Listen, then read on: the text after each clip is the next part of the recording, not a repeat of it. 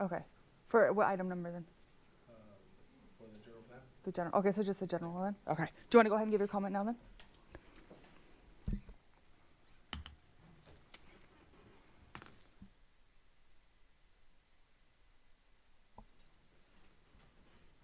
Hello, everyone. I'm Julio Velasco.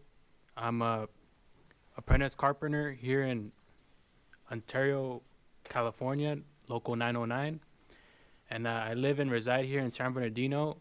And I would like to recreate and work here in San Bernardino, especially for young apprentices like me. You know, starting off, we don't make a lot of money, but we do make some money working in construction. And for a lot of apprentices, our toughest battle right now would be working in Los Angeles or San Diego, because that's where a lot of work is at. And a lot of our money goes into paying for gas and, you know, service on your car when, you know, I could work maybe 20 miles away here in San Bernardino and not drive all the way to Los Angeles, you know, creating more pollution and whatnot. Also,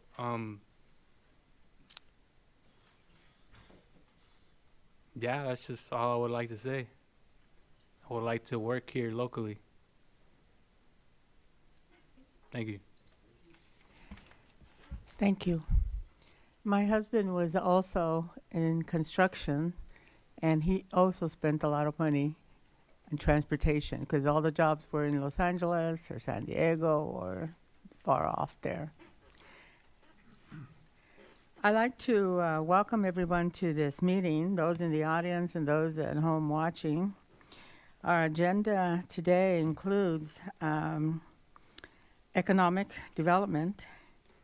And with that, we'd like to go ahead and start with Woody, if you would introduce yourselves. Oh, we have some new members. I forgot. I'm used to being here with everybody, and we'd like you to introduce yourselves. My name is Ben Pratt. I'm the mayor's appointee, and my background is in construction and labor. I'm the vice president of IBW here in San Bernardino, and I'm happy to be here participating. Welcome. Thank you. All right, good evening, everybody. Ladies and gentlemen, brothers and sisters, my name is Christian Shaughnessy. I'm the other mayoral appointee, and I come from a youth community organizing background, but so much of that is centered on housing justice and the very important issue of how it is that we plan on living in these communities equitably and fairly. And I'm also the staff liaison for the San Bernardino County Youth Advisory Board on Homelessness. So thank you so much. Welcome, welcome. Do you need an introduction from us? Already met. Richard Kaplan, Ward 5. Amelia Lopez, I'm unfortunately the chairperson. Edward Wilbert, I represent Ward 4. Angela Torres, representing Ward 3. And we are missing some other chairpersons, but you'll have another opportunity to meet them. Okay. Okay, Woody. Okay, thank you. Woody Tesher with PlaceWorks, and we have two members of our team here tonight who are going to basically be running pretty much the discussion, facilitating the discussion. Steve Gunnels, who is our planner, head economist in our Orange County office, PlaceWorks. And then the other person I think you know, recognize Mark Hoffman, who is also with us. Mark has been with us before when he talked about the topic of housing. So them, and then maybe just introduce city staff too. Yeah, for the benefit of the new members, I'm Dave Murray. I'm the city planner. I'm sorry, I'm Travis Martin, associate planner. Okay, with that. And who is that lady next to you? Oh, exactly. Jessica Namitz. I'm the executive assistant to the director, and I'm also secretary of planning commission, DTAC, GPAC. So you'll see me a lot. You didn't take the role yet. I did not. You're right. We just jumped into public comment. So let's take roll. Very good. Thank Take you. the All roll. right. Chair Lopez, Here. committee member. Sorry, I don't have my glasses on. Torres, committee member Wilbert, committee member Kaplan, committee member Pratt. Here. Welcome, and committee member Shaughnessy. Present. All right, so we have quorum. Welcome, everyone. Okay, yeah. No, thank you, everyone, for that as well. So tonight, as you will see on the agenda, we will be providing just a brief update again on the schedule. That will only take us a few seconds, but we really want to delve down into another set of goals policies that's comparable to our discussion 2 weeks ago when we were looking at 3 elements. Fortunately, we have less content, if you will, tonight. We don't have the hundreds to review as we did at our last meeting as well on the topic of economic development. I'm sure it's a topic of considerable interest and also bears a direct relationship to many of the elements of the general plan that you have already discussed and will be discussing, such as land use, housing, and environmental justice in many respects in terms of implications for employment and the health of the population of the city as well. We will follow that up with a discussion, first discussion tonight of the environmental justice element. We'll be presenting some information to you regarding findings of that will be background information for the environmental justice. And then Mark would like to lead you in a conversation, much as you did in the early stages of the housing element, to basically provide some input regarding the issues that need to be addressed by that particular element as that element is crafted and will be brought back to you later this year, so forth. So with that, just to remind ourselves, the schedule up there on the screen, the next meeting in 2 weeks, and then we get a little bit of a break, is to be looking at the public facilities and services and parks and recreation element. I'm sure, again, there'll be a lot of content in those 2 documents that will be of interest to you. And then we'll have a little bit of break before we get back to the further discussion of the land use element on May 22nd, et cetera. I should indicate for the committee, we've been monitoring and tracking the comments we've been receiving. We have been receiving comments on the draft land use plan that was posted on the project website. We encourage you to, again, as we did at our last meeting, to talk to your friends, your constituents, people you know, organizations you're a part of, to encourage them to go to that project website and to click on it. It's a very easy process to, as we provided for you some imagery last week from how the website works. And actually, I was surprised the next day we mentioned this at our last meeting a couple of weeks ago, went home and checked our office, and we had already received comments. So we really would like to have as many as we can in terms of the receipt that will bring that information back to you at the end of May as well. That'll be followed up. There'll be a little bit of break where we'll be then moving into the goals and policies of the land use element. The May 22nd is not the goals and policies, but it'll be the map that you have already been working on. And then we'll be looking at the goals and policies, followed up in October with the circulation, infrastructure, utilities, and noise policies.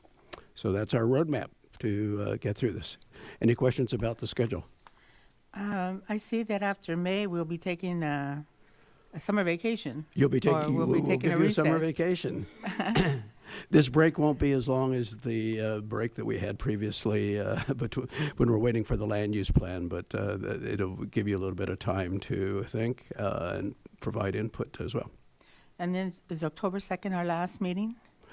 No, there's a follow-up meeting after that where we'll actually be bringing you the totality of the draft plan.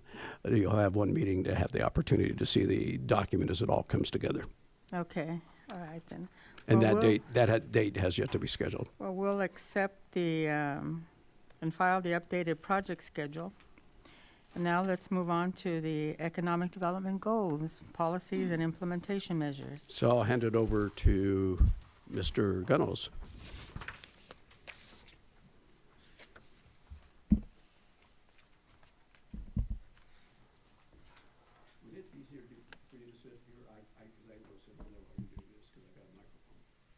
I can sit or stand. I'm comfortable either way. Yeah. I think I can stand and talk at the same time. I'll let you know if it becomes a problem, or you let me know. Economic development. Before we get into the meat and potatoes of the element itself, it's good to talk a little bit about what we mean by economic development. A lot, maybe the preponderance of the general plan deals with land use and development and environmental impacts and traffic impacts and everything that comes with that. And almost all of that development is going to be the private sector. The city is probably not going to be building many buildings out of what we would like to see developed. And so in that sense, it's a bit reactionary, the general plan. It's how we encourage and regulate what gets built so that it serves that long-term vision for what the community wants. The economic development element, however, is kind of focused on what the city is going to do. And when we say economic development, really what we're talking about for those private sector developers that are going to be building a lot of things, we hope, is the demand. Who's going to fill the buildings? Who's going to fill the vacant spaces? Who's going to fill the refurbished and revitalized buildings? And who's going to fill the new buildings? And whether that's incomes to support the purchase or renting of new housing, or businesses to fill new commercial space or existing commercial space. What is the city's role in trying to spur that kind of economic growth? So that's really what we're talking about with the economic development element. Oh, yeah, we had a slide here. And that's kind of what that says. So there are a lot of other elements, and in some places we have policies in the economic development element that are really just intended to provide a linkage. So, for instance, transit and non-vehicular circulation, how are we enabling neighborhood residents to get to neighborhood commercial areas? So there are linkages between economic development, the economic development element and all of these other elements. So we do have some policies that really just acknowledge that linkage. But a lot of it really deals with what the city will do to spur economic growth. And so there are 5 goals, 5 sections to the element. The first one is the economic development program. And it really focuses on the city government and how the city organizes itself for economic development. The second one is the local economy and regional jobs center. And those are, what are the programs that are intended to grow the economy and create new jobs? The third one is economic activity centers, districts, and corridors. So that's kind of the tie-in back to the land use element. Where will these different things happen? So the second one, we're really talking about citywide and regionally what's going on. The third goal is really focused on what's happening in individual places within San Bernardino. The fourth one is supporting personal and social potential, and that's really getting at the people who live here, people who work here, and what resources are being brought to bear to help individuals develop their human capacity, their human capital, and socially, as groups, what are we doing? And finally is fiscal resilience, which is really what is the city doing to make sure it has the money to do all these things that need to be done. So with that, we will jump right in. Feel free to interrupt with any questions. I know usually I'm at the end of the agenda and I'm going really fast to try and get through. I have the luxury of being first today, so maybe I will go a little bit slower. If I get boring, just let me know and I'll try and speed it up. So the first goal is the economic development program. And that goal is a comprehensive and effective citywide economic development program that sustains long-term economic growth, attracts private sector investment in the city, grows and diversifies the tax base, supports the vision and other goals of the general plan. So these are, why the city is organizing itself for economic development. And within it, we have 4 policies. The first one is critical, and it's one of the things that the economic development element will be a little bit different from some of the other elements, and that the city will have an economic development strategic action plan. And that's something that will probably be, I'm not sure what I don't want to speak for the city. The last time I talked, I think it was coming in the next year. That will be kind of a follow-on to the general plan, or maybe get done while the general plan's still in processing. And then probably that'll get updated every 3 years, every 5 years, depending on how things are changing and what updates are needed. The strategic action plan will really provide more detailed goals and objectives and specific actions and investments that are needed. So that allows us, with the economic development element, to kind of stay elevated and focused on the long term, because there will be this follow-on action plan where a lot of the details get hashed out without the weight of the general plan bogging all that down. The second policy, economic development integration, is about being sure that the city organization is focused on economic development, that even though there is economic development staff, this really is, to one degree or another, the job of all the departments in the city, and to be sure the city's communicating throughout its organization about economic development. The third policy, if you have it in front of you, I won't read it, but it lists, I don't know, a couple dozen economic development partners. And this is really important for understanding economic development. Cities don't actually do a lot for economic development. The federal government funds the Workforce Development Department. They change their names every 5 years when they reauthorize the legislation. I think it's Workforce Development Department these days. There's small business development centers, there's community-based organizations. These are the people that do most of the work, most of the heavy lifting for economic development. And so the role of the city really is to partner, provide vision, and there are ways that the city helps fill in the gap that we'll get into in some of the other policies. And finally, marketing and communications. I always call this out separately because the one thing nobody else is going to do for the city of San Bernardino is go out to the rest of the world and say, this is a great place to operate a business. This is a great place to invest. So while there are all these partners to do job training, to do investment, to invest through community-based organizations, there's nobody else that's going to market San Bernardino and try and sell the value of this city. So that is a role that the city has to undertake. Question? So, again, just like we did last week or 2 weeks ago, is after every goal, policies, any conversation, and any questions, et cetera, and input. Okay. Now's the time, yes, Okay, you were now's the right. time. You jumped in at the right point. And the number, and the first one, Economic Development Strategic Action Plan, it says everything except who is responsible for implementing or developing that strategic plan. And I noticed that it's not in the grid also. And I think it is important because I read this statement and I thought, well, this is in the hands of the city council, the mayor and city council. Is that correct?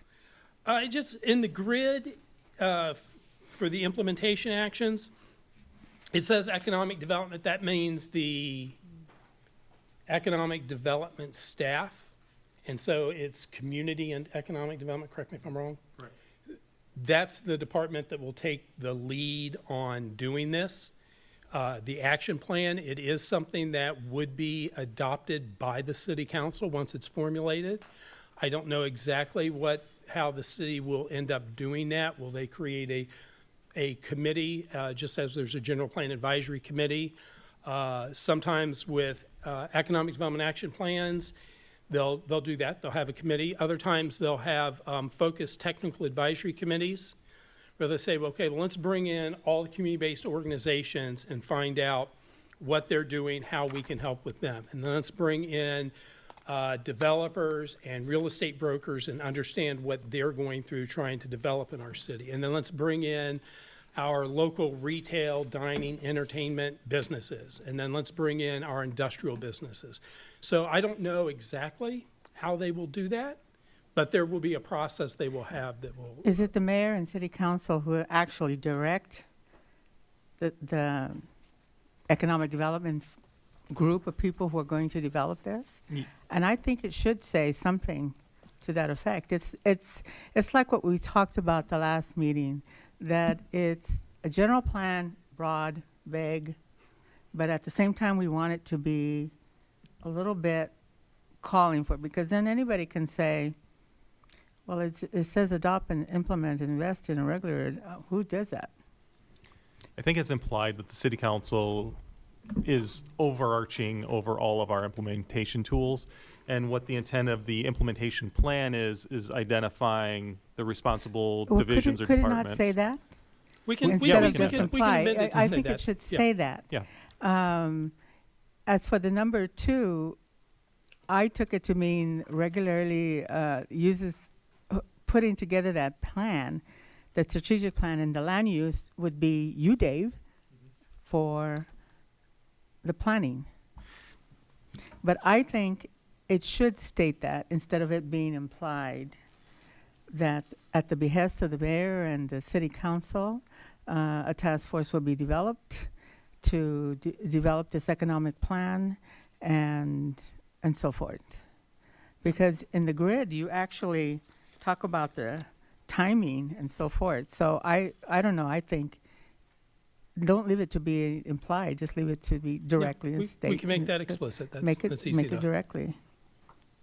And as far as the economic development integration, economic development thinking throughout the city government, but providing economic development training for key staff and whatever, identify who those departments, we know we can't identify the key staff, but the only one I can think of is our department, the planning department. I don't know what other departments would be involved, but again, a specific, just being specific and just being direct. Yeah, and so we left it kind of fluid because it'll depend on how the city's operating, and when they do that action plan, what are the most pressing issues they're trying to address. That will feed into that number 2 piece. So, the finance department does business licensing. Are there issues? Is that a fairly easy process for businesses?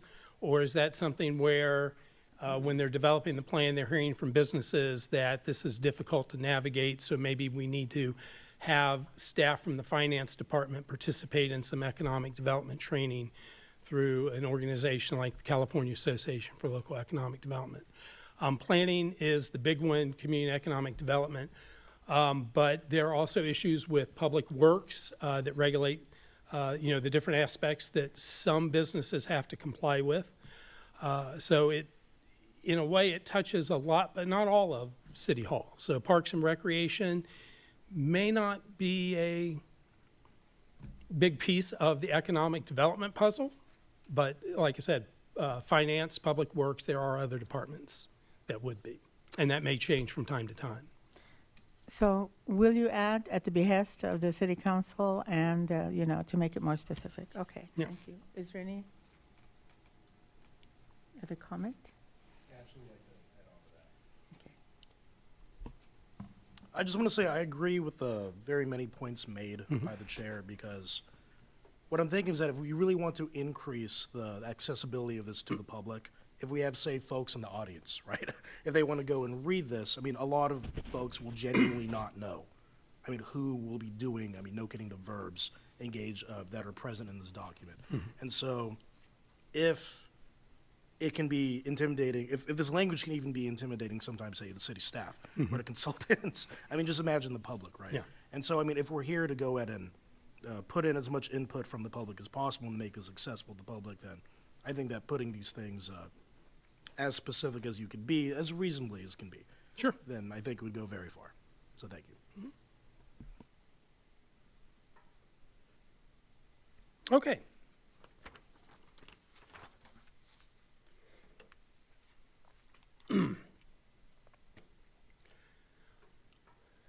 Now, when we The second one really is talking about kind of citywide economic growth. And economic growth comes from three sources. Most economic growth, most new jobs in an economy come from existing businesses that are able to operate more profitably and expand. So that's our first policy, is focusing on that aspect. The second is attracting new businesses to the community, and of course, that's what gets all the headlines. And so it's important, but it's valuable in a lot of ways to help diversify the economy into new sectors that aren't as prevalent here as they could be. And the third is business startups. And this will be really important when we think about some of the issues we want to do in creating better places, whether it's neighborhood and community centers that have local businesses, and what we do with downtown. So probably a little bit of a bigger emphasis on business startups than what we would expect, say, in some other cities, because I think there's a lot we want to do in San Bernardino with that. And again, a lot of what happens here is done through these regional organizations. So if you have an industrial business and they want to invest in new machinery, they can qualify for free training for their workers through the Workforce Development Department. They can also use the Workforce Development Department as part of their hiring process to do the initial screening of applicants. So there are there's also the Small Business Development Center to help the businesses that aren't the big corporations that have a lot of staff to do these things, to help do training in things like QuickBooks for accounting or understanding how to get into federal contracting. So there are a lot of programs that are out there that are helpful for existing businesses. And I mentioned earlier, one of the things that the city can do there is where those programs that have state and federal funding lack money is advertising themselves. And so a big role of cities in economic development is talking to local businesses on a regular basis. And when you understand, this business is having a challenge with its workforce, or it's having a challenge getting funding because they want new equipment, to be able to say, oh, here, call this person, they can help you with that. Because there are a lot of people, and we're going to get into that when we get to the section on people, there are a lot of people that, businesses that just don't know the kind of assistance that's available. And that's one of the big things that cities do, is making those connections. And it's the same thing with business startups. There are a lot of programs through the Small Business Development Center that are specifically geared for people who are interested in starting their own business. But there are a lot of potential entrepreneurs out there that don't know that help is there, and they do it on their own. And so that's why there's a lot of turnover in business startups. So that's a role the city can play. That may be a role that the city plays through community-based organizations. But how do we let people know that these resources are out there and available? And then the next three are just kind of unique little things that go in here. Business assistance really is the economic development staff providing that assistance to businesses who are trying to navigate City Hall when it comes to expanding their facilities, getting a new permit for, a new conditional use permit for something new they're going to do. So the policy is that the city staff should be helping those businesses navigate City Hall. Tourism and events, and when we say tourism, we mean that very broadly. It's not just somebody coming on vacation. It's not somebody traveling through San Bernardino to get up to the mountains. It's people coming to San Bernardino to work, and how are we getting them to spend a little bit of their income while they're here? So tourism is attracting people from outside of the city to come do things in the city. And finally, workforce development, because that is kind of the key program that the state and federal governments fund for economic development. We've just called that out and, with a policy and noting that it's not just the county workforce development department, but it's also those partnerships with the universities and colleges and the workforce training providers that provide training that is funded through those state and federal programs. So that's kind of the big picture on this. And I said this is one where when the Economic Development Strategic Action Plan gets done, a lot more meat will be put on the bones of what these policies are. So these are really policies that are intended, things that the city's probably going to be doing for the next 20 to 30 years. And that action plan will come in and say, okay, well, for the next few years, this is where our focus is. And then come in 3 years later and say, okay, we were successful with that, now let's try and do this. Or we weren't successful with that, so what do we need to do so that we can be successful with that? So these are very broad brush, but that's kind of the nature of the general plan. So with that, are there questions on this goal? I have one about a business attraction. And this may be something that is more of the meat on the bone that you're speaking about that will come later. But is there being thought put into ways to incentivize businesses to want to move here? Yeah, so that's that's really tricky. There are a few things that the city can do. There are what we call, the regulatory things. So how are we making it easier for a business that wants to locate here, or even an existing business to expand? The incentives are few and far. Financial incentives that the city can provide are few and far between. One part of that is just the state eliminated redevelopment agency, so states don't have, or cities don't have that pool of money.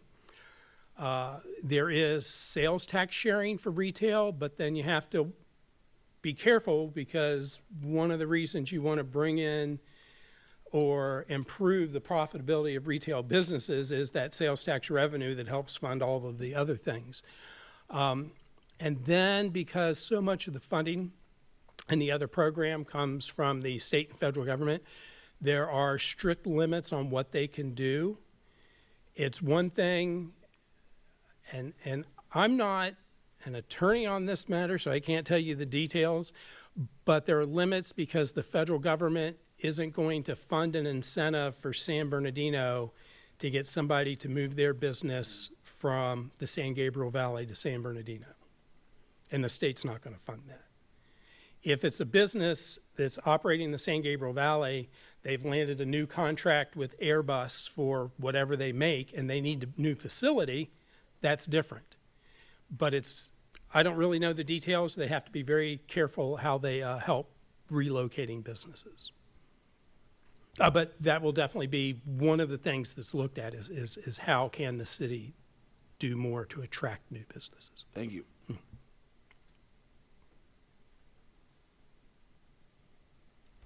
Okay, well, we'll move on to number 3.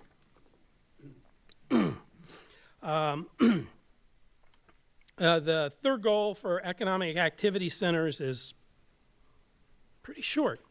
Well-developed and well-maintained centers, districts, and corridors where economic activity thrives in San Bernardino. And a lot of this is covered in the land use plan and the land use element. And so here we're trying to make the linkage, the economic development aspect of that. You've already gone through a lot to kind of identify some of these areas on the map, and we're not trying to rewrite them through this element. The first policy recognizes that there may be too much, and it may be outdated already with new state legislation, but there may be excess commercial space along some corridors, especially mid-block. And so there is an economic value in letting some of that go for 100% housing, and now the state has said, well, you're going to do that anyway. Mixed-use nodes, the second policy really gets at identifying what are the key nodes, the key intersections that should be strengthened as economic activity centers. And that might be, as we said before, small independent businesses and restaurants. It may be, a bigger node that has medical services and things like that. But really just identifying those, and that's kind of been done through the land use plan. The third policy is access to commercial services, and that's just acknowledging the value of having transit and pedestrian connections between neighborhoods and their neighborhood centers and community centers, and how people get to those if they're going to shop or entertain themselves or meet friends and socialize. The fourth one is, oh, look at that. I'm sorry I didn't advance that. I don't know, did everybody get a copy? Do you know what I'm talking about back here? I hope so. Sorry, the fourth one is experience-oriented commercial districts. What we've been seeing for some time is the model of commercial development that really thrived in the second half of the last century, which was the commercial corridor. And your business getting your piece of property somewhere on that corridor, putting your sign out there, having your driveway entrance and your own parking lot, really isn't conducive to the way Americans are shopping now. And it's grown in this century, and it's grown a lot since the pandemic. And that has to do with online retail and people being more willing to buy things they need without going to a store. So when people do go out, they're not going out because they need a pair of socks. They may go out and want to buy a pair of socks, but if you don't want them to do that online because you want to get that full sales tax benefit of having them buy socks and have that job, what are the other things they might do? So it's when we have these nodes or we have these districts, we want to be sure that we're including not just shopping, but dining, entertainment, recreation, events, activities, and thinking much more broadly. And this comes down to the smallest neighborhood centers to what happens with Carousel Mall and all of downtown. It's really, at different levels, trying to get all of those things together. The fifth policy is warehousing, recognizing that there are still Woody, I'm looking at you because I want to make sure the land use plan didn't change since the last time I looked at it. There still are a few places left that are planned that could accommodate warehousing, and so we just want to be sure that we're recognizing that we are assessing fees to make sure we're getting some public benefits when those come along, and that we are doing our best to avoid sensitive receptors, which are people who shouldn't be breathing all that much. Breathing the exhaust all that much. They should all be breathing. The next policy, other industrial land uses. What's happened in Southern California, SCAG did a study in 2016 and found that of all the land in the 5 counties of Southern California that are planned and zoned for industrial development, the pace of warehousing development would eat all of that up by 2029. And we recreated that study a few years later when we were working on the countywide plan, and I think it was then 2027. There is this, I'm going to be fair in how I say it, there is this big demand for warehousing wherever it can go. And what has happened is that has pushed out other industrial businesses. We have had for years and years now just phenomenally low vacancy rates on industrial property.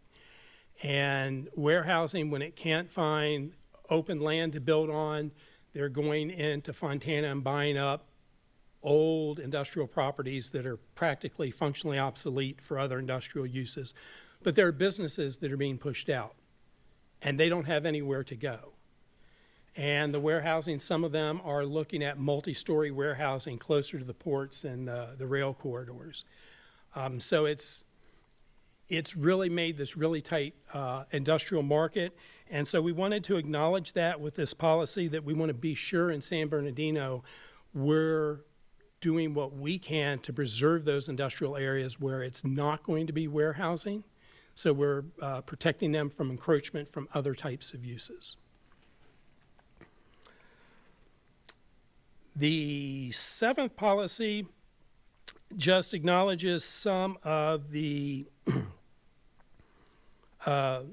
development that's gone on and investments and a lot of economic assets that provide economic benefit to San Bernardino, everything from the rail yards to the universities and everything in between.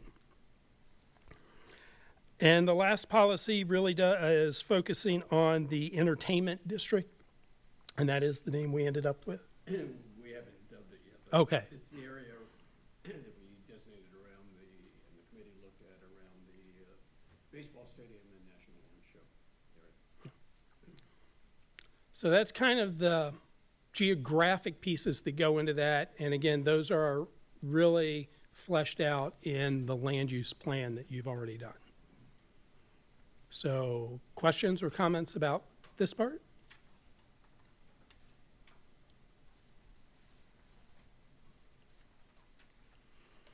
I know some of these are sensitive. We've done our best to try and word them as best we can.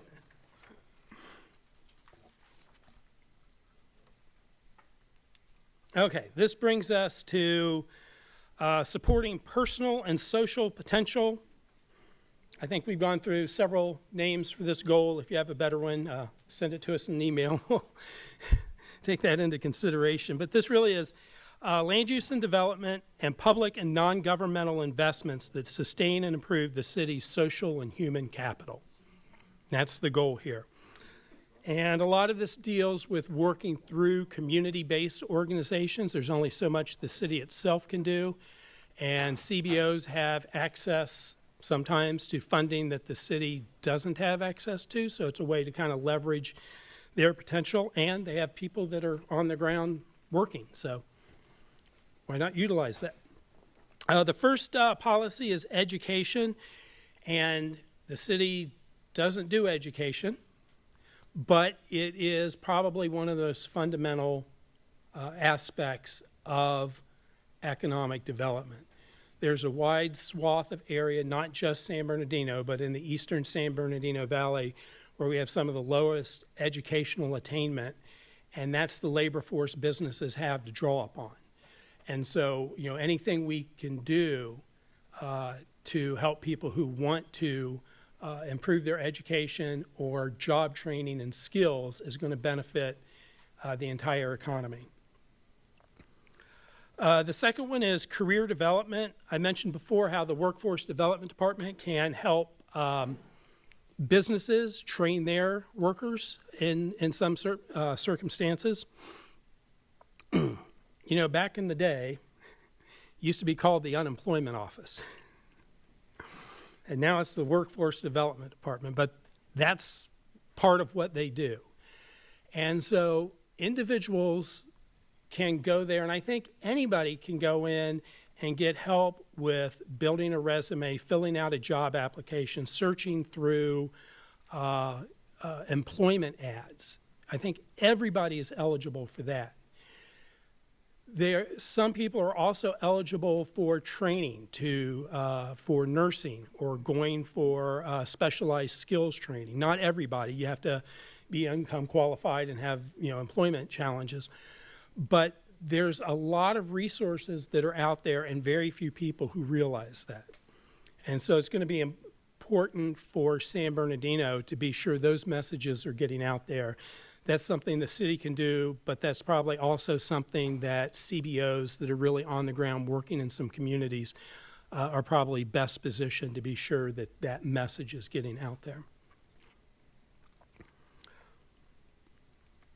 Workforce housing, I'm sure that's been beaten to death in the housing element in the land use plan, but that is an economic development issue too. How far are people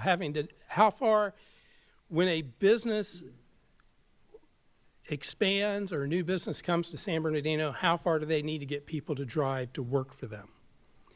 And so having workforce housing that's affordable, for the types of jobs that are being created in San Bernardino is an economic development issue. It's an economic development issue everywhere in Southern California. I don't think there's any place that has enough housing for the people who work in their communities. And some reason in Southern California, we all 85% of us like to live in one community and work somewhere else. Or I should say we end up doing that. Home ownership, again, as we're talking about housing, it's a recognition that expanding home ownership opportunities has economic value to the entire community. Again, we put business startups in here. One reason is because that is going to be an important part of economic development in San Bernardino. The other is we're talking about social, personal and social potential and working through CBOs. Again, I think there's going to be a big role in publicizing to potential entrepreneurs about the type of training and assistance that's available to those who would like to start a business. The sixth policy is looking at culture and creativity and innovation and developing or growing a arts and heritage culture in San Bernardino. The seventh policy just recognizes individuals that may have, other than the regular challenges of getting a job, so that may be youth, it may be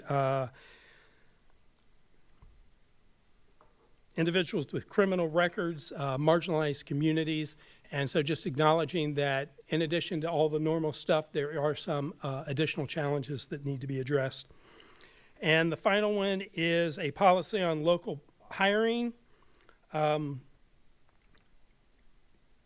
which kind of directs the city in its discretionary permitting and investment of city resources to weigh how can we leverage those to prioritize businesses to hire locally. And that's another touchy one. You can't always do that, but there can certainly encourage it.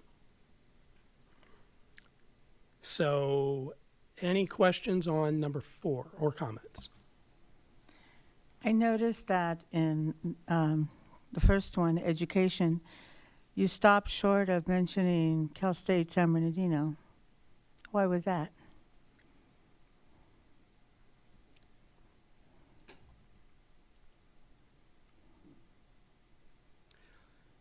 We can, the main reason I didn't put that in there, and oddly enough, nobody else commented on it up to this point, is really when you start looking at a 4-year institution, that's a separate sort of thing from the kind of job training and skills training that may get done through a community college, the adult basic education, GED training that gets done through the regular K-12 school districts. And that's the main reason I didn't list that there. It's no problem to go ahead and include it, but I thought the purpose of this one item was that we increase it, because you have on there that to improve the quality of and access to universal preschool, K-12, and adult, and so forth, but leading up to those college graduates. We don't want to stop at the San Bernardino Valley College or the adult ed or whatever. We should be giving people hope and programs as far as a 4-year college education. Because we are often told, we often hear that we have one of the lowest, we don't have as many college graduates and so forth. And that's what all of these other programs are for, to support that. yeah, we can add that. Yeah. Okay, could you add it like that? Like what I said? Yeah.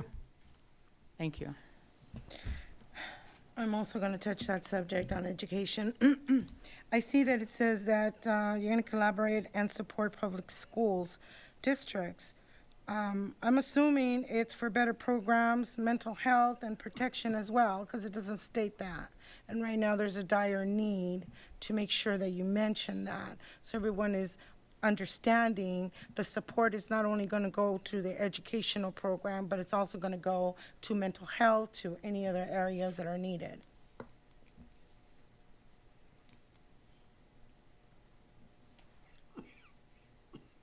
Is that covered in your element? Okay, we'll look at that because I think that is covered in a different That's element. part of but it, we'll look at environmental justice. Okay, that's it. I have something on the career development part. Yeah. I'd like to see language added about accessing local apprenticeship programs. Sure.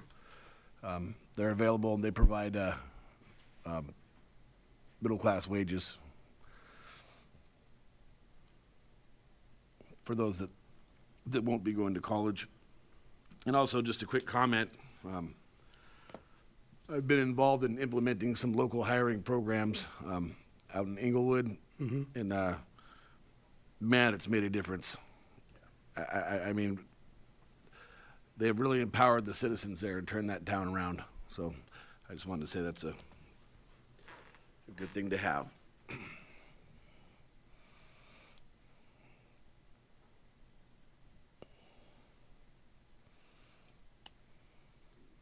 Okay. Thank you. Okay.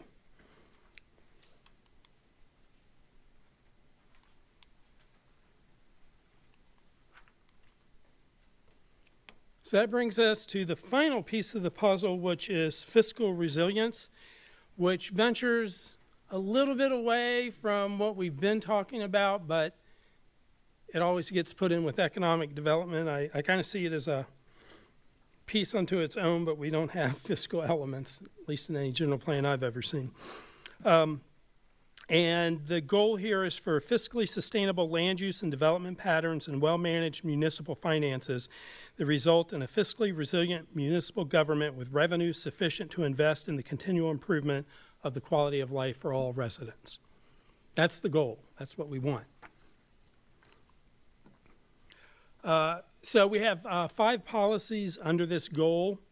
The first one is in terms of decision-making, and it's guidance to incorporate economic and fiscal implications of proposed actions into public decision-making and the fiscal impacts. And we did have a lot of discussions with city staff about this and settled on the last part here to evaluate the fiscal implications of applicant-provided fiscal impact assessments, expenditure requests, and development plans going to the city council for approval. That's probably the most specific policy that's in this element, but we wanted to be sure we got that in there. So what that's saying is going forward,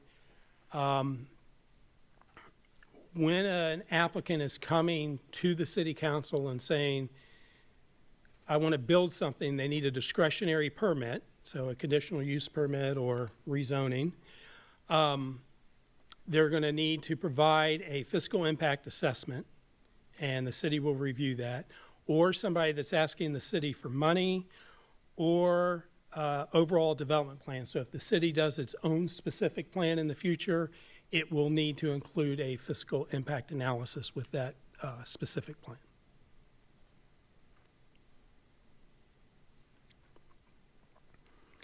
The second policy is additional revenue sources. This kind of ties into the first one. And what it's saying is if somebody's proposing a development and we're not sure that it's going to be fiscally beneficial to the city, we may ask them to establish a community facilities district, an assessment district, an enhanced infrastructure finance district, some mechanism that generates additional revenue to offset what the additional cost to the city might be for that project. The third one is when the city's providing municipal funding to community organizations to take into consideration measurable objectives. And the fourth one goes along with that is an understanding when somebody's requesting funding from the city, that's usually requested for 1 year. And so having whoever's requesting that funding say, and the year after we will be self-sustaining, or the year after we will come back for 80% of this amount. But just so we don't focus on a 1-year decision and then come back a year later and say, well, I thought we just paid for that. Some understanding when it's first approved what might be coming down the road to keep it going. And the last one is just a really technical thing, but periodically assessing what the city spends to do its work. And this is important with grant applications. Typical grant applications, the city can charge an overhead rate. So being sure that we're not using an overhead rate from 10 years ago. We're getting every penny we can when we apply for the grant funding. And if we're charging the developer for staff time to do something extra, that we're really capturing the full cost of that staff time to do it. And that's it on the fiscal resilience.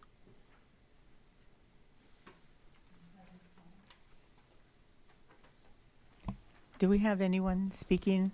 We do have a Jessica? public comment for this, yeah, for goal number 3. Jim?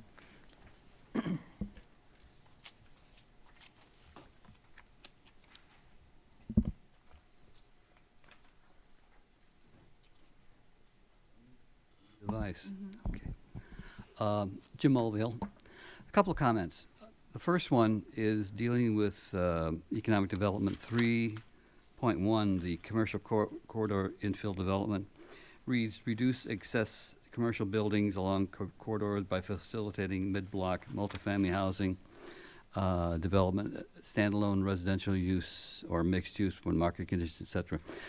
Could you add, encourage this especially along high-quality transit corridors? I think that would be appropriate with the language of recent legislation and SCAG's, SoCal, RTP, SCS programs. Good. Second one, I agree with Chair Lopez with regard to Cal State. I've been there for 42 years, and the city has always been slow to recognize the value added in terms of workforce development from Cal State. And so I think that's probably all I need to say.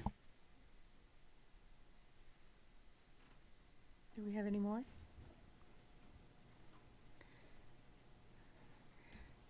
Okay, I guess the recommendation is as a general plan advisory committee, review the draft and preliminary goals and policies and identify any missing goals and policies, and to recommend that it's appropriate to pass on to the city council with the changes, All right. Okay. Our next subject is the environmental justice overview and issues.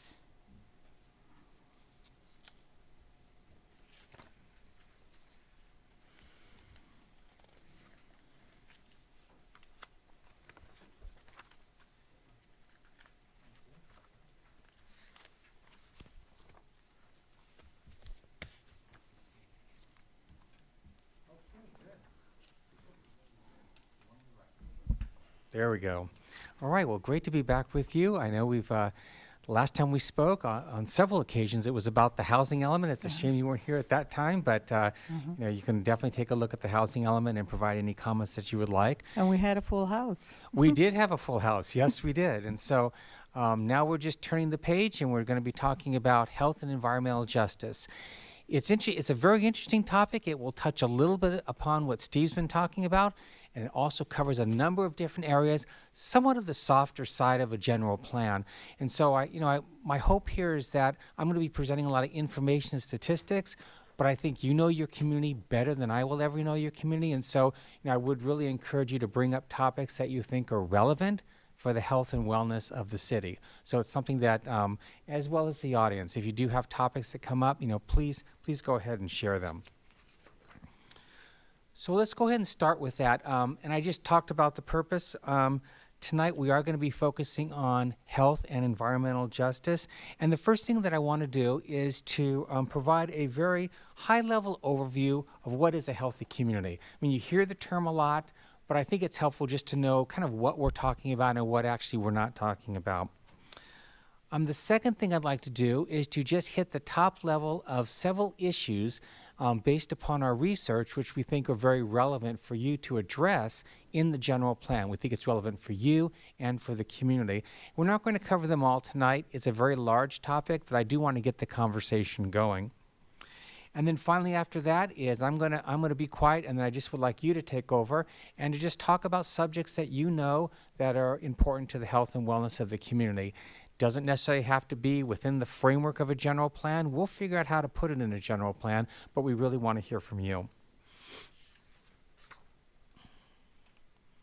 So I think before we get started, there are 3 terms and probably more that you'll often hear, and they're not quite the same thing, but I think it's important to recognize what these terms are. And the 3 terms are healthy communities, environmental justice, and health equity. They're all not the same. They are very much related, but they are quite different. So the first thing is a healthy community. And so when you think about a healthy community and what that is, the best way to describe it is when everything in a community, how the land is organized, how your housing is put together, your transportation system, your education, how that all works together to make a more positive impact on people's lives, whether it's their mental health, their financial health, their physical health. It's all of that pulling it together. And so that's what we think of in terms of a healthy community. It is very broad. Now, there is a piece of a healthy community which we often term and we call environmental justice. And what that really means is that there shouldn't be any place in the community where people unduly are burdened by one or more environmental problems. So for example, if we're making land use decisions, and we're indicating where industry should go. The industry shouldn't be focused over into this neighborhood, so they're burdened while other neighborhoods don't have any burden at all. And I know in an industrial city, you have all kinds of industrial uses across the city with burdens of various types. So what we're really looking at is equity. And I think the third topic thing is health equity. And that refers to the opportunity for all residents, regardless of their income, regardless of whatever status, they all have the ability to access community amenities and achieve the best health that they can. And so, for example, when you're thinking about something like a park, which offers people lots of opportunity for exercise, we want to make sure that all areas of the city are park-rich and we don't have park-poor cities. That's kind of a practical way for how we get toward health equity. It's more equitable when we have good access to parks. Is inequitable when certain places have no parks and others do. So just if you can just keep those 3 terms in mind, I think it's quite important. I'm going to skip this legislative background with our time. And so when we think about a healthy community, the question always is, what does it really have? What are we really trying to get at? And the graphic that you see here on the slide talks about 10 basic concepts of what healthy communities have. Now, not every city has these. It may be in different forms and whatnot. But when you think of a city, you're always thinking about, well, is the city safe for residents? Is it safe in terms of traffic or safe in terms of crime? Is there a broad range of housing opportunities available for residents? Is there adequate public transportation? Is there a good mix of parks? These are kind of things that physical features and social features of city which are important. Does the city have good education? Is there opportunity for having living wage jobs? All of these kind of fit into what we would think is a healthy community. And including San Bernardino, you have all of these to different extents. So what have we learned to date? Well, as Woody had explained earlier, there were a number of workshops that were held early on in the process, and those workshops that were held in each ward were really geared at looking at what are the features that we want in our city so San Bernardino and its residents can become who they would like to become. And more than 1,500 responses were received by residents. So we took all those responses, we broke them up into different categories to see whether they related to healthy communities. And what we found is that 7 key topics came out of this. And this is just a first cut at the information. One was a diversity of housing. 15% of the respondents mentioned that. More parks, greening the city was important. Walking, biking opportunities, having a safer city with lower crime, sustainable living wage employment, healthy foods and gardens, educational resources and less polluted environment. And there were a few as well, but these are the top ones that were mentioned, and they ranged from 7 to 15% of all the comments that were received. Let's see. And what I would like to do now is to talk about each of these topics in a little bit greater detail. And as I talk about them, it's always a bit concerning because we always focus on how things can be improved. And so sometimes we talk about statistics, things look bad or dire, perhaps relative to pollution or employment. But the purpose is not to really dwell on the stats. The purpose is to say, here's an issue, we recognize it, and we recognize other issues. So when we come back and we look at policies and programs, we can do that in a way to fix it or improve the situation. So just try to keep that in mind.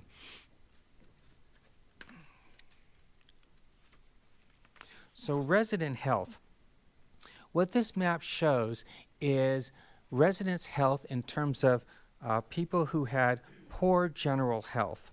And just to back up, the life expectancy in the city is about 69 to about 81 years, depending upon your census tract.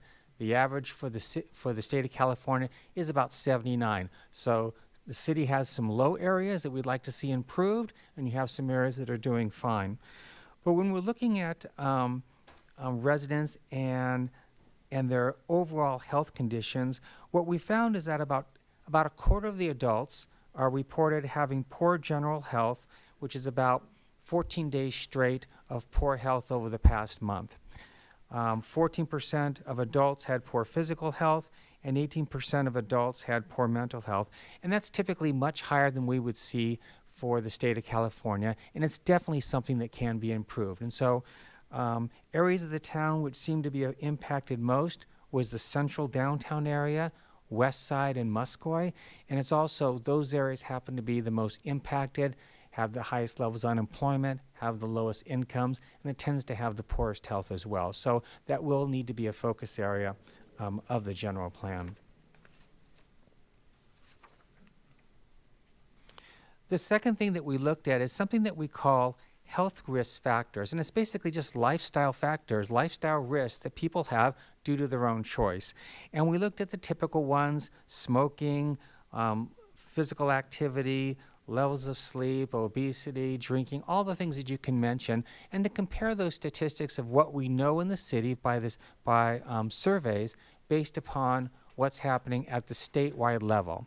And what we found in many of those areas is that the city's health issues, lifestyle risk factors, occur more in San Bernardino than they do statewide. And that's definitely a tough issue to deal with. I mean, folks have several different jobs, and so we're asking about, are people physically active? Well, they're physically active after they get home from their second job. And so, we want to look at the statistics and realize that it's not just simple, well, people should just exercise more, or people should do this and that. There's lifestyles and there's other competing priorities that they have to deal with. But nonetheless, these lifestyle factors are one reason why people have poorer health, and one reason why also life expectancy is lower. So it is something to address, and we can do that through changes that we can make through the physical environment. And so the first thing I did want to talk about was affordable housing. We all know that it's important. Steve talked about workforce housing. People need good housing so they're secure in their place, so their kids know where to go to school, and they stay within the same neighborhood, and there's longevity in the neighborhood. And one of the things that we did find out with the city, this came out with the housing element, is there are a significant number of people here in the city that pay too much for housing. Housing is too expensive.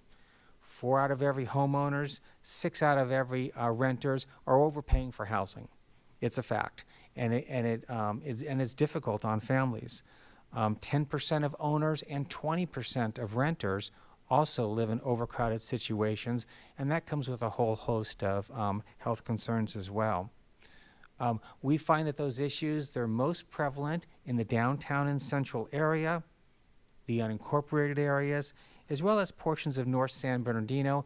Dynamics are a bit different. Housing's more expensive in the north, which makes it more difficult to afford, but people are earning more income, whereas if you get to the unincorporated areas in the downtown, the incomes are lower, the housing prices are lower, but still the burden of overpayment is there as well. So why don't we talk about the next issue? Park access, and this goes back to what I had mentioned earlier about having residents have equal access to amenities in the community. You currently have about 52 parks, providing more than 600 acres in the city of parkland, about 3 acres of parkland per 1,000 people. That's about average for the county. Now, the city has a higher goal, which is 5 acres per 1,000, but right now you're at about average for the county. What this map shows is the areas of the city which are further than 1/2 mile from a park. And so if you look at the green area, that happens to be where the parks are. Then you look at the areas that kind of go from those parks. Those are what we call walk sheds, 1/4 mile, 1/2 mile. And then you have the white area on the map, and those are the areas which are not close to parks. They're not within 1/2 mile of the parks. You do see some little yellow area on, that is where the residents are located. So if you want to find out a residential area that doesn't have a park, you look for the white area of the map with the yellow that says that there's a home there that doesn't have immediate access to a park. We know that parks are important. They're very highly valued. When you have a lot of parks, kids are out there exercising, adults are out there with their kids, people are more active, and it does benefit people's health. So why don't we talk about the second one? Now, grocery store access. Now, if you remember when we talked earlier about the food in terms of that list, I think it was listed by about 9% of people here in the city. And currently you have about 24 supermarkets, but what's unique about San Bernardino is you have a number of smaller markets, bodegas, and just markets in different places of the city, which also complement your 24 chain stores. And so what we did for this map is we did the same thing. We mapped out where all the supermarkets were, and then we drew borders around everybody who lives within a mile of a supermarket. And there's people who live further. Now, that's not much of a problem for people who are ordering from Amazon and whatnot, but if you don't have a vehicle and you have to walk or take transit, a mile to a supermarket can be more of a challenge. And what we found is that about 1 in 3 homes in the city are further than 1 mile from a supermarket. In particular, North San Bernardino, Muscoy in the unincorporated areas like we showed earlier, as well as the west side, east and northeast. And we know that having grocery stores closer is a good thing. People tend to use them more. They eat healthier. If you're surrounded by fast food all the time, people just out of convenience will use it more. And so the goal really here is to make sure that there is enough grocery stores of different types throughout the city. One of the things that we found that was unique here in the city is you do have a strong history of having community gardens. There's at least 6 of them. And there's the Veterans Garden. You have other gardens at different parks. And there was quite a bit of interest raised by the public to continue that tradition and to strengthen it as well. Okay, the next one, tobacco access. We always know that tobacco and vaping is always in the news. There seems to be lawsuits aplenty. But there are concerns that tobacco use and vaping, particularly among high school students, can be definitely a problem. And so what we did is we mapped out where all the tobacco outlets are in the city, and we just looked at those areas that have higher than the county average and lower than the county average. So you get a sense of kind of the distribution. And what we found is that about half of the city residents live in a census tract where there's an overconcentration or higher concentration of retail permits to sell tobacco than in the county. And so you could look at North San Bernardino, downtown Central, South City, Muscoy, and unincorporated areas. These are areas that have higher concentrations, and that is the orange area in the map. So the blue area has less than the concentration of the county. The orange area has a greater concentration. And so that may be something that you want to consider in the future. I do know that your development code, it does have some regulations about advertising, about smoking, as well as hookah bars. There has been some regulations. Some of the cities are looking at it closer in other areas, for example, smoke-free housing or whatnot. But again, it may be an area that you want to consider for your general plan. Okay, getting at the other issue would be alcohol beverage access. And we did the same thing with alcohol beverages. We just looked at the different portions of the city to find out whether there were higher concentrations or lower concentrations. And we mapped those really in 3 areas. Off-sale concentrations, those are simply 7-Eleven, small markets that sell alcoholic beverages. You can just go there, purchase it, and leave. Then there are on-sale concentrations. And on sale is just restaurants, bars, taverns, and whatnot that sell alcoholic beverage, and you consume them on site. And then there are areas that are both on and off sale. And so what you can see by looking at this map is that if there's an off sale concentration or over concentration, it's the orange area in the map. If there's an on sale concentration, it's a blue area. I'm sorry, the off-sale concentration is yellow, the on-sale concentration is blue, and the green area has both a concentration of on and off sale. And so the orange areas on the map are areas which do not have an over-concentration. Why do I kind of raise this?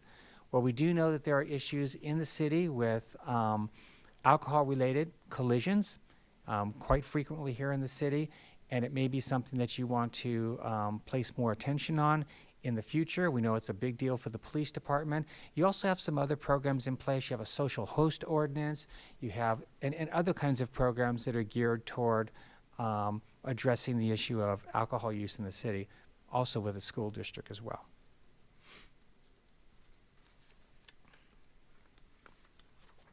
So we don't want to be too discouraged yet. So I think another issue that is very relevant for the city, and it's unfortunate, is the issue of safety from crime. We do know that the city has a long history of struggling with the issue of crime. Most large jurisdictions, urban jurisdictions do, and that does exist in the city as well.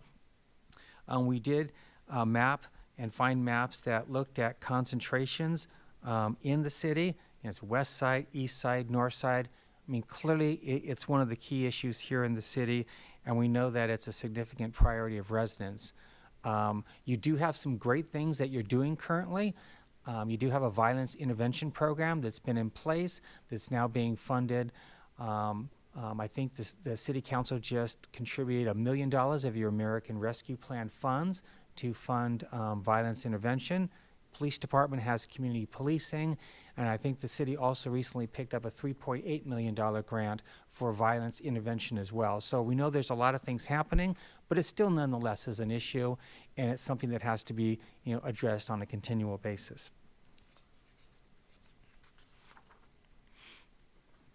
Okay, we're getting to the end of issues here. The next one is roadway safety. Now, you recently produced an active transportation plan and a roadway safety plan that was actually really informative for what we did. But what we found is that since that plan was completed in 2019, roadway safety continues to be an issue in the city. And there is an organization, it's called the California Office of Traffic Safety, and they'll rate cities and their overall safety of the roadways versus comparable cities, so cities of similar population, similar use of vehicles, et cetera. And what we found is out of the 60 cities that were in the same group as San Bernardino's safety rating has been going downward. It's getting worse. And actually, out of those 60 cities, you now are at the top, and the least safe of all 60 cities. And it's been about a 3-year trend. So it is something that you definitely want to take a look at. We looked at bicycle and pedestrian accidents, about 140 plus per year. That is a map of where the accidents are occurring, and we know this is important. We know that you have a plan to improve your bicycle routes, your sidewalks. Those streets have to be safe for travel. So this is something that we do need to see some proactive policies, and I'm sure you would like to see some proactive policies. we would include them in the health section, but also with your circulation and your circulation element, that would also be a home for them as well.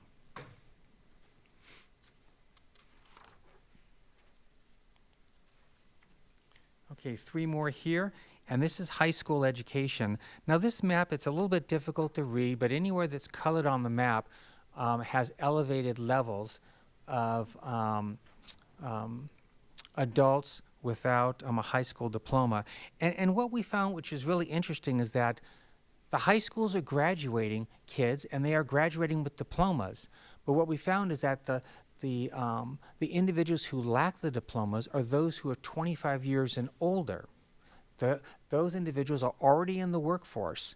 And so without that diploma, it makes it very challenging to retain, first of all, secure employment, retain employment, and because many of those jobs do not require education, many of those jobs are changing all the time. And so there's a constant need for re-education, retraining to keep people employed. So high school diplomas, super important.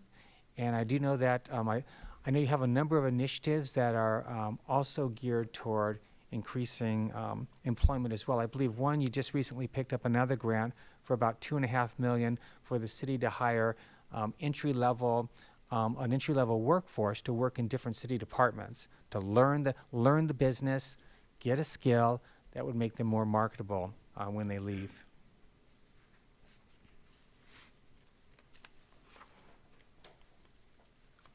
Okay, 2 other topics is, this one is in environmental pollution, and what we did is we took a map that's been produced by the California, it's one of the state agencies. They look at how pollution is distributed in every single community in the state. And then they rate them accordingly. And so what you see on here is any of the areas that are red are basically pollution-burdened areas. This shouldn't really be a surprise when you look at the map. Many of those areas are either around your major industries, your rail yards, the freeways, and also some of the older environmental concerns that you've had here in the city for a long time. Some of the key environmental concerns: air pollution, cleanup sites, and older housing, which is unsafe just because of the age and condition. So we will need in the general plan to have some very affirmative policies on how we want to deal with these types of situations. But you do have a unique situation because your city is built on industry, and with that comes impacts. Okay, the final topic I wanted to talk about very briefly was healthcare facilities.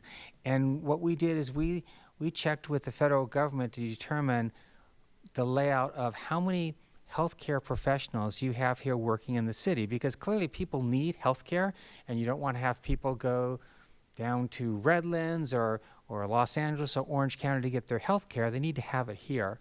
We also know that the Inland Empire as a whole has a shortage of healthcare professionals. It's not just here, it's across the Inland Empire, Riverside County, Coachella Valley, it's all about the same.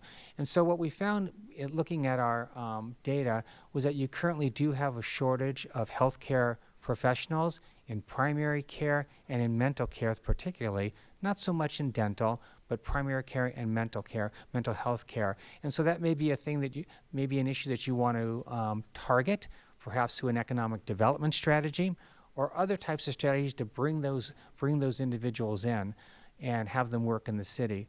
The city does have some great assets here currently. I think you have 12 different community clinics. Recently, Loma Linda opened up a large clinic as well. And you also have different things happening at your hospitals, health clinics at your hospitals. You also have a health clinic at San Bernardino Unified School District. So there are some good things happening, but given the size of the population here in the city, more healthcare professionals would benefit the city.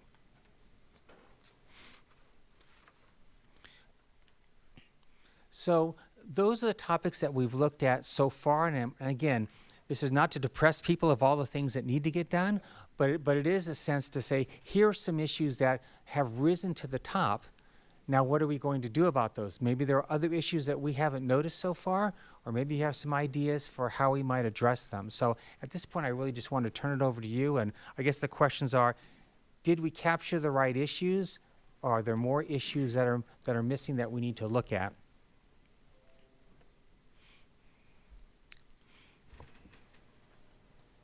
Please. Yes, we've spent quite a bit of time going over land use and land allocations. And I've been in, or all of us have probably been in different ward meetings and their desires and everything. And it appears like one of the things we went through was we could allocate this piece of land for this use only.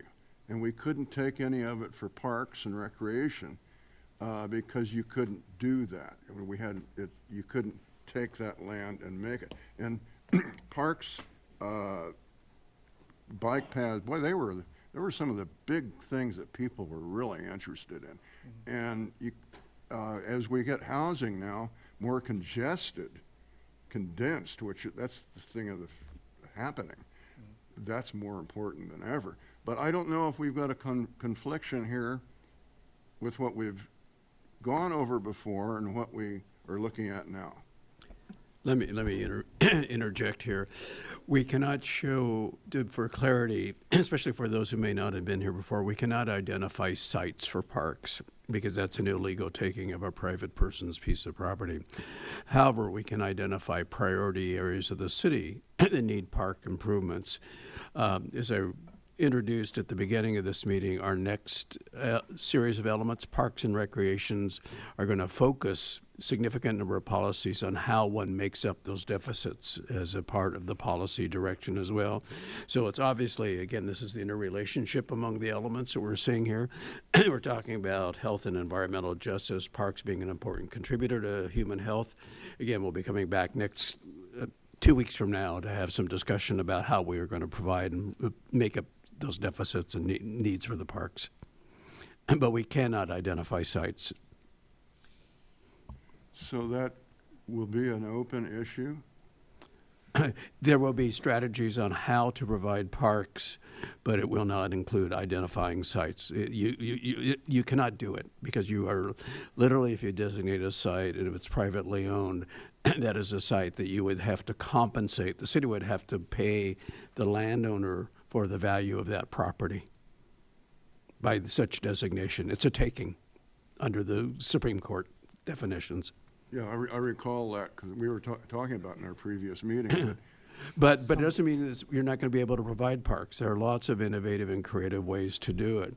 Obviously, we have different kinds of parks as we urbanize. You know, for example, you look at the Carousel Mall site, the larger piece of property, is there a way to integrate green spaces that serve that function as well. I can share with you photographs, and I don't think I did share with you earlier, of parks in the area north end of Portland. It was an older industrial area, which has been redeveloped substantially for a mix of industrial, housing, mixed use, retail, commercial, et cetera, where they've integrated basically 1 acre parks into the development project, and they're incredibly successful and create great recreational opportunities for those residents. So we need to think about the types of parks we provide in the future, how we integrate them into future development opportunities as well. And given the size of the property for the downtown specific plan, as and in the discussion of the specific plan, there indeed is a focus upon providing new recreational opportunities there, and there may be in other locations of the city as well. But that'll be a focus, and looking at parks a little bit differently than we have in the past. So really, we can't, in areas that are already built out, we can't provide parks that people want or pass, can we? Again, There are, as larger development projects occur, there are the opportunities through the negotiation and the development process, to look at how parks are integrated into those larger sites. So, example, if you have a 100-acre, I'm pulling numbers from the air, let's say residential subdivision, can you integrate and create ways to integrate parks as a condition of development within those areas? We'll also talk about how fees are required. There's something called the Quimby Ordinance, where the city actually, off of development, acquires funding for the acquisition of new lands for parks as well. So there are some financing mechanisms where dollars are acquired through fees and other mechanisms, et cetera, that then pay for actions by the city to acquire new lands for park that might be privately owned now. Again, we'll get much more deeply in that a couple of weeks from now.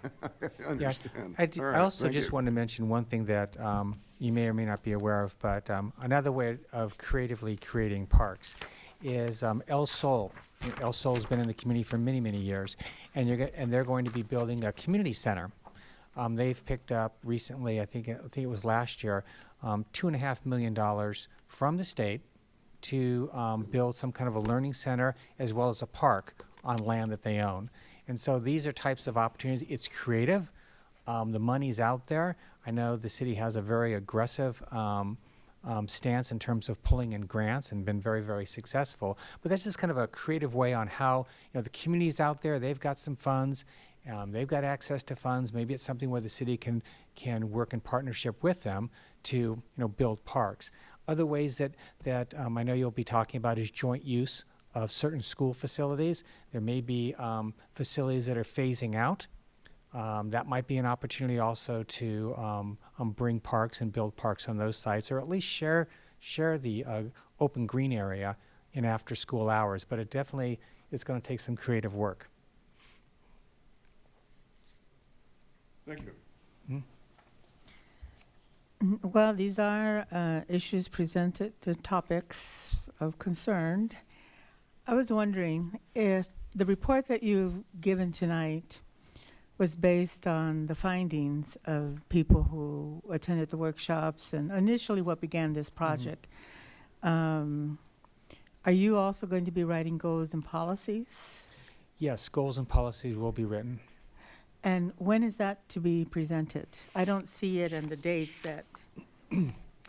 At this point, we are working on an additional workshop. Yeah. So it's sort of tied in with the housing element, and so as you are aware, we're still working through the housing element and trying to get that to the state. And as part of that, we are hoping to have at least another community meeting where we will discuss it, and we'll keep the GPAC up to date on when that occurs. What are you saying then?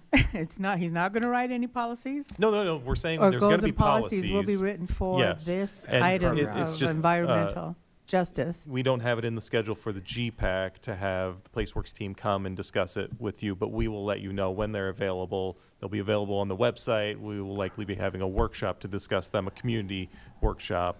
Well, that's a little disappointing now that especially you spent the time with the research findings and how important these are to the general health of the residents of the city, that we'll have to look them up at the website. I want to know is policies and goals and policies will be presented to the panel. You'll be receiving goals and policies, yes, Okay. just like this, and they will. It's a date to be determined, because the date's determined is going to be based upon this workshop where additional input will be received, and that'll be considered in writing the goals and policies that will be brought to you for your consideration. Because this is a very important Yep. topic. I mean, you didn't have to give all the findings, because every other finding that people have come and done as always says the same thing. We are in dire need of a healthier community. Yes, you are. And so it's very important. And I'm interested in seeing goals and policies. And even though they're to be integrated into the housing element, then I'll see them there as environmental justice policies and goals, you know, with, tied in with the housing and anything else, because it is important that we're going to see it all integrated. Yes. But by itself, it's a very important topic. Yeah. Okay, thank you.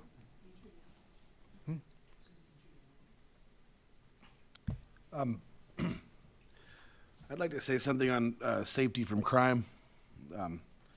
For me, for the city to move forward, that has to be at the forefront. You know, it's got to be one of our most important issues. And I understand that there are underlying issues, mental health, poverty, and lack of opportunity lead to crime. I heard you briefly mention community policing. I'm a big proponent of that, and I would like to incentivize police officers to live where they work. I think that it fosters trust, you know, between the community and those that police them. And for that to be effective, our rank and file numbers have to get at least close to what they were pre-bankruptcy. I know that's kind of down the road, but I just wanted to mention it. You can build Disneyland down here, and no one will come if they are afraid. Yeah. Thank you. Yeah, I have a comment on that. A lot of police officers don't want to live exactly in the community for the reason it's a problem for them to have to police in the community. And the other thing is, unless you have some way of enticing them to stay, there's no way you can enforce that. I think state law says you can live in any county that you want. So you got state laws and other problems. It's a wonderful idea, though. I understand that. I know that, and again, it's incentivizing by making sure that that our law enforcement officers are compensated on an equal level with our neighboring cities. You know, I mean, I understand that we get paid less. Our officers get paid less than some of the surrounding departments. I don't have specifics on it, but Right. I've just heard a lot of police officers don't want to live in the community that they're policing. Any other comments?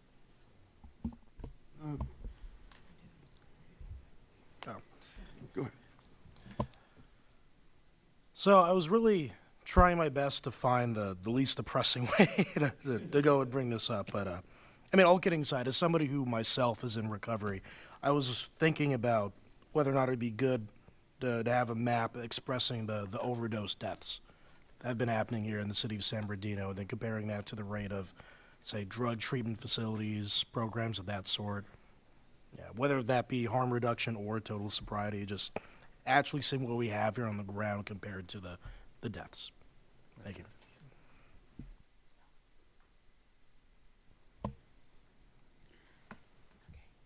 Back, not to beat a dead horse's expense, but the problem areas that are shown, and I don't think, we're not going to answer it but directly, but the problem areas are very large in the city. These are developed lands. These are it's an area that it needs a lot of help. And you look at the maps you've done, the various problem areas, but how is any of this going to go? And I guess it goes back to parks again, because you're not going to put parks in these areas that really should have parks, or that sort of thing. How? I don't think we're getting an answer right now, but how are we going to, in our general plan, provide that? Question, because that's the areas that need this more than anybody. End of question. That's a very good question. I mean, what the general plan would do is set up and talk about areas that need parks and provide some general principles for where parks should go, because it's not just where parks should go, but the type of amenities that should be there, right? Because sometimes you want a passive park, sometimes you want a park that's more active for kids and families. And then what you also need to do is have some very solid implementation programs to make it happen. Now, the general plan will have generalized programs, like we'll say things like, updating and making sure that you're updating your park and recreation master plan. You just kicked that off probably about 3 weeks ago. Hired a consultant to prepare a parks and recreation master plan that will be very, very specific in terms of exactly where parks are going, except for individual parcels, but the strategies will be very, very specific on exactly what to do.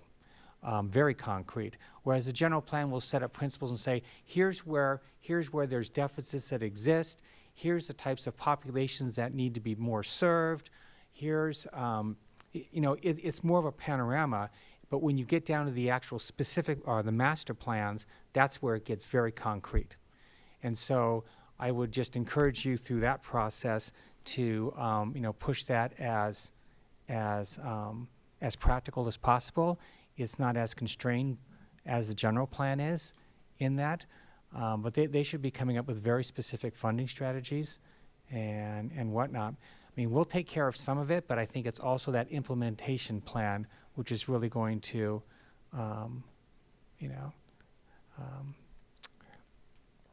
deliver the parks that you're looking for. Yeah, in areas being developed right now, that's real easy to do. Very, very easy. But I mean, the areas that need it the worst right now, we can't go over, we can't provide any regulations. Well, I think when you have areas that are already built out, that's where, you set up policies and actions for what you would like to do, and then you start to leverage funds. There are a number of organizations out there, statewide organizations these are mission-driven organizations that have fund to spend. And it's not just the philanthropic organizations, it's the state of California as well. And so the example that I mentioned with El Sol and them being able to secure several $1 million to completely redo their facilities and have a park, those are the types of opportunities that you need to look for. But it's difficult. It's always difficult. Yeah. But then again, you have it right now where, you're going through and you're rehabilitating most of all of your parks. I think you're in phase 2 or phase 3 of 5. And there's a whole laundry list of parks that have been rehabilitated. I know the city's worked with Kaboom to put in playgrounds in many of the facilities. You've got the reservation, San Manuel. They've also donated money for parks as well as I think it was an animal clinic. So there are organizations out there, but it's something that you need to have a very proactive city staff to go after those grants and to be looking for those opportunities. It's kind of coincidental. Before this meeting started, I think it was Parks and Recreation that was having their meeting, and you could hear things going on, and they're talking about it, and like, wow, this kind of could be interfaced, but Yeah, there's a lot of good things happening right now with the parks. I mean, you have a capital improvement plan that's up on your website, and you can just look at it, and it's just full of park improvements that are ongoing right now, just refurbishing what you have. Thank you. Okay. Yeah, and I would just add too that the parks is beginning their park master plan process. So, and that will also identify, that may get into more specifics about location and needs for parks, like amenity needs in all the areas of the city. So that's something that they're undertaking currently, separate. Thank you. I have a question regarding environmental pollution. I see that we're very polluted, and I see all the goodness here, but I don't see how cleanups are going to take place. Is it going to be stated on the general plan as well as to how they're going to handle the homeless crisis, the streets, the curbs, the channels, all that filthiness that's all around our city before we even start renovating? I think we should focus on the cleanups as well and emphasizing how it's going to be structured, because I don't think anybody knows. And that's something that's vital importance. Yeah, I think one of the difficulties with that, and the reason why I'm saying it in terms of difficulties is really explaining kind of how this might occur. So for example, you're mentioning cleanups. So for example, there are Superfund sites. The city has about 7 of them in the city. 3 to 4 of them have been in active cleanup for decades. I think your Newmark one up in the Shandon Hills is about to expire. It's almost completely cleaned up. And you have other ones that have been cleaned up, others that have not been pursued. In situations like that, typically what happens is the city works with the state and the federal government, and they provide the funding, and the cleanup occurs that way. There's other types of cleanups which are more, as you mentioned, homelessness. That's a completely different thing. I know with the new $25 million that the city's putting forth toward homelessness, I believe several million was put aside just to hire public works officials and have more inspectors and people out there on the street to kind of clean up many of those areas that have fallen into disrepair, go through the camps, clean them out, and have people, social workers, move those individuals into some type of housing. That's actually a little bit different. It's done in conjunction with housing, the police department, and public works. So that's kind of another kind of situation. And then you have other types of situations where you have pollution just from existing businesses that maybe are not following their permits. That's where the Air Quality Management District will look and say, you know what, you're violating your permit, you haven't paid your fees, or you're not meeting your various standards. They have kind of a different regulatory way of dealing with kind of violators. And so it really depends on the problem that you're looking at. So what I would envision probably in the general plan is you may see pollution abatement dealt with in different chapters in different ways, depending upon where the actual pollution is occurring and the nature of the problem. So for example, we've got stuff in the housing element that deals with homelessness. There will probably be some things in land use that deal with incompatible land uses next to one another, which is a polluting issue. And there may be and the hazard section and the safety element as well. So whereas we can still have goals and policies that deal with pollution, the home will not just be in the health section, it'll be kind of in different areas of the general plan as well. Does that make sense? Somewhat. It doesn't really sink in as good because I've driven by several cities, and believe it or not, I'm amazed as to how we're able to go from one section to another and automatically see trash, homeless, just debris, our storm drains. I mean, everything you can think of. And I go into another city, I'm looking for homeless and I can't find it. I'm like, what's really going on? How do they manage to keep all of that away?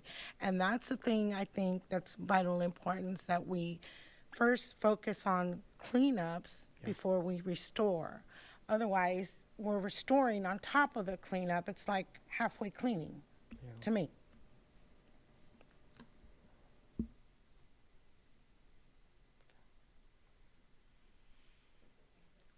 Thank you. Do we have any speakers? Yeah, Morven.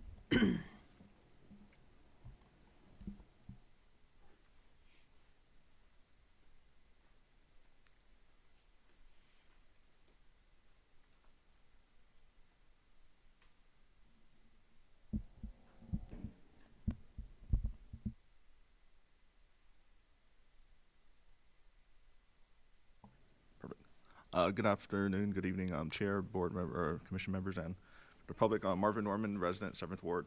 I just had a few comments on this topic since you guys are going on for it. So let's see, what do I have?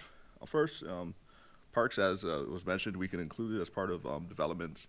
I mean, obviously, if they're putting in a new subdivision, you should have them put it in a park, and this is something cities all around the region do, like the cities that are growing, like Temecula and stuff, Marietta, Menifee.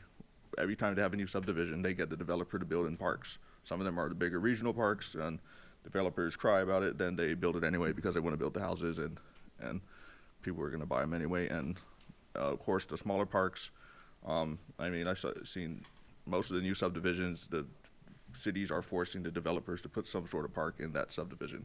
So of course, that's the new projects. It doesn't address our existing areas, as one of the commissioners was bringing up. But there's still other options there. You know, we have pocket park options. And again, I'm sure you'll see that in the park plan that you go through, that here you're going through. So there's that. Linear parks, I know we have several parts of cities where we have alleys, so we could have linear parks as part of revitalizing those areas. Like the Orange Street Alley in Redlands is a good example. If you guys aren't familiar with it, you could check it out. Obviously, it's a commercial corridor, and some parts are maybe just residential. Don't want to look exactly like it, but that's still an idea to look at. And then the other thing to do, and kind of going on to the road violence side, our transportation network can also kind of be as a park function in a way, especially as we talk about active transportation plans.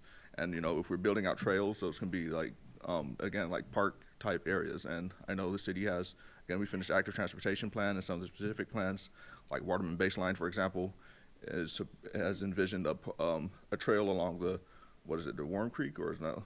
Yeah, I think it's Warm Creek. And the Waterman Baseline specific plan has had that in there ever since it was passed, and I haven't seen one step from the city yet to try to get that implemented, for example. So, you know, those are types of examples that are available at your transportation network. Once you start moving the transportation network away from focusing on cars, it becomes easier to have the transportation network do more things for the community that's the actual benefit to the community than just moving a bunch of cars. No one likes a place with a bunch of cars. You know, the freeways are not pleasant places. And so we shouldn't make our city streets to be like freeways. They should be pleasant places for us. And if people want to go fast or drive lots of cars, go to the freeway. That's what it's for. The rest of the city shouldn't try to be a freeway. It's also good to see that we have the active transportation plan. I hope that the city could update the capital improvement plan and incorporate this active transportation plan, because I see that's a common problem. Create an active transportation plan, sits on a shelf, and so hopefully it can get used. Thank you.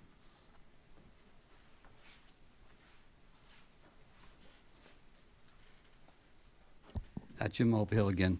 We're talking about finding park space.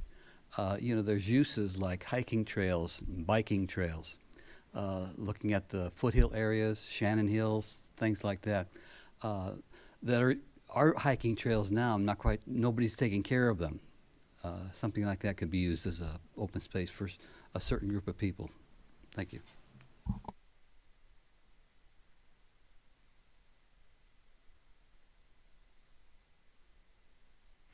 There being no further comment, then we will accept the topics of concern as addressed by this environmental report. Thank you.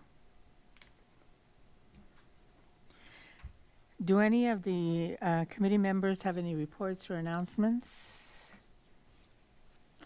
Then we will move on to the director's report. Dave? I have nothing new to report other than just stay posted to the website for any updates. The land use map, as Woody indicated, is still on the website, and we're still taking input on that. So feel free, especially for the new members, futuresb2050.com. That's the website. You can go to it. There's an interactive map. Allows you to click on groups of parcels, areas of the city, and it identifies the land use that we're proposing for that area. Much of the city is staying the same, but there are areas where there's proposed changes. So take a look at that, and you can go on there. There's fields to enter your comments and submit those. You can enter as many comments as you want multiple times, so feel free to do that.